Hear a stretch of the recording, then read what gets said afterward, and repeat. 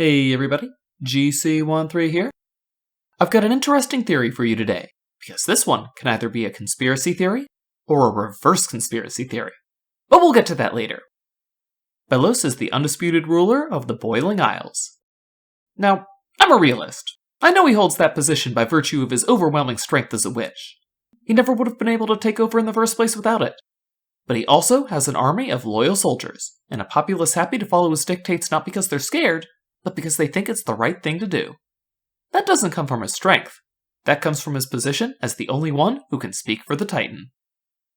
I don't think it would be controversial to say that, among fans of the show, there's quite a bit of skepticism about whether that's actually true. The residents of the Boiling Isles believe it, but we've seen a lot more of Belos than they have, and he's proven himself to be a liar. His betrayal was even enough to shatter the loyalty of one of his most devoted servants. That said, he can be both. Belos can truly speak for the Titan, and not be able to hear its voice the way he claims to. For that to be true, though, he would have to be the Titan. To say that that's a fringe theory would be putting it mildly. A poll I was able to find on Reddit has just 16 out of 805 respondents espousing such a view, almost reaching the 2% mark. But there actually are a handful of reasons to think that it might actually be so. We know something isn't right about Belos' form. He may look like a mostly normal witch under his mask, but in reality he's as amorphous and sludgy as any abomination. He oozes around the place so often to show off how powerful he is that his true form, if he even has one, could be anything. He also has violent episodes, where he involuntarily transforms into some kind of monster, and that monster even sports the same kind of horns his mask does.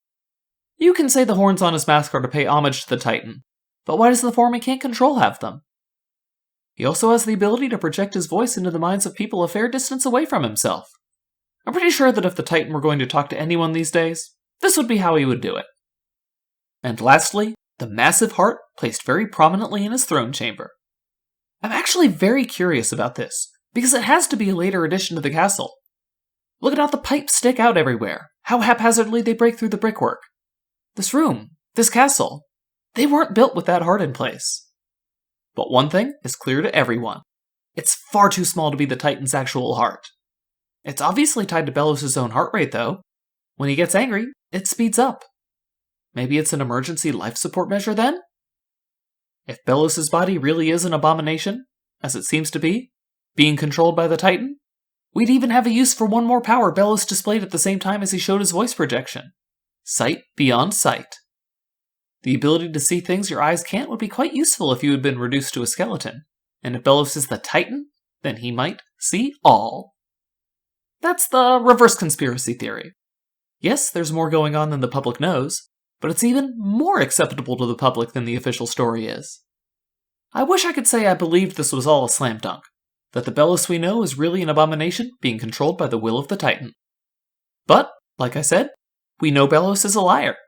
And there's another explanation for all of this. A proper conspiracy theory. It could all be proof Belos was the Titan, but these are also all things Belos might do if he wanted people to believe he was the Titan. The goop? Ida is cursed with a similar shape-changing ailment, and we've seen her finally get some control over it too. Any number of things could be turning Belos into a palisman-craving monster. The horns? They wouldn't be enough to convince someone on their own. But as part of a breadcrumb trail for an inquiring mind to follow, they could do their part. I am impressed that a form that he seems to have no control over has them as well, but the beast's horns look too long to be the Titan's. King's are probably closer right now, but it looks like those will curve later in life. The voice? An impressive trick, to be sure, to be able to do that without any trinkets, but just because the Titan could have a power, doesn't mean it would be the only one with it, or even still be alive enough to use it. He also flaunts it an awful lot. He was happy to let Willow and Gus run off to tell everyone they had heard him speak in their minds. Another breadcrumb in the trail. The heart? We don't even know what it officially is. For all we know, nobody except Belos has any idea what it's for, leaving them to guess. Whatever Belos tells them, its connection to his mood is obvious.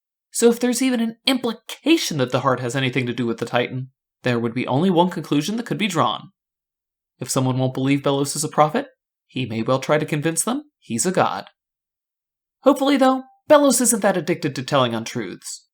He may have cruelly deceived one of his top lieutenants about his plans for her sister, but the horns on his mask seem to be telling the truth.